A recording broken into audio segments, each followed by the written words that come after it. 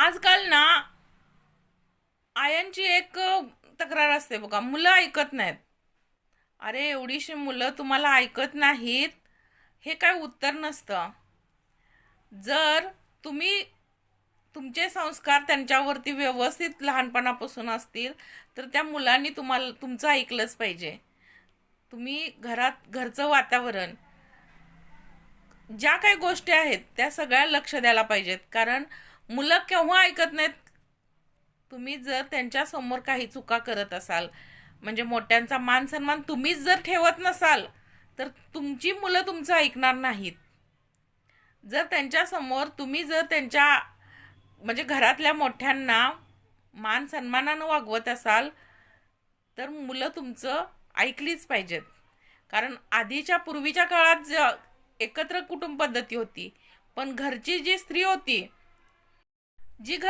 होती ती सगळ्यांना मान सन्मानानं घरात येणाऱ्या प्रत्येकाचा पाहुणचार अगदी व्यवस्थित करत होती.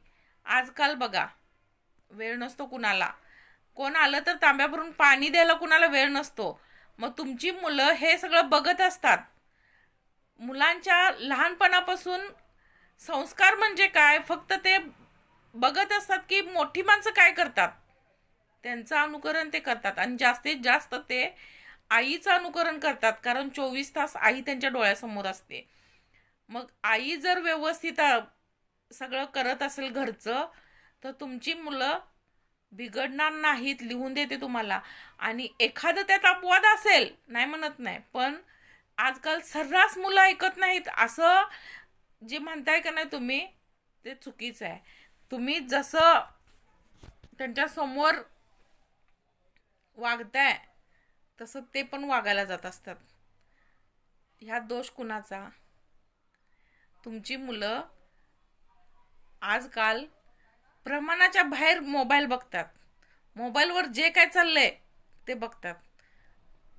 मोबाईल सोडून त्यांचं जग दुसरं आहे. म्हणजे लहानपणी बघा, इतर खेळ पण असतात.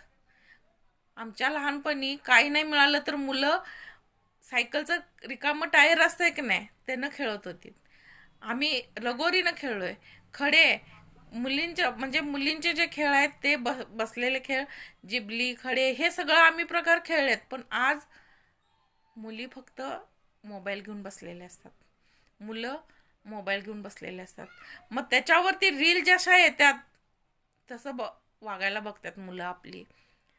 त्यामुळं आपल्या घरातलं सराउंडिंग जर असं बदललं ना, तर आपली मुलं पण आपलं ऐकतील. कारण आपण दुसऱ्यांना जे देतोय ते ते निरीक्षण करत असतात, बघत असतात. त्यामुळं मुलं आपलं ऐकत नाहीत. तुम्हाला काय वाटतंय कमेंटमध्ये नक्की सांगा. आणि जरी म्हणजे आईची चूक आहे असं मला म्हणायचं नाही, पण न कळत जर असं काही होत असेल तर मुलांच्या बाबतीत खरंच ही एकदम भयावह परिस्थिती आहे की मुलं आपली ऐकत नाहीत.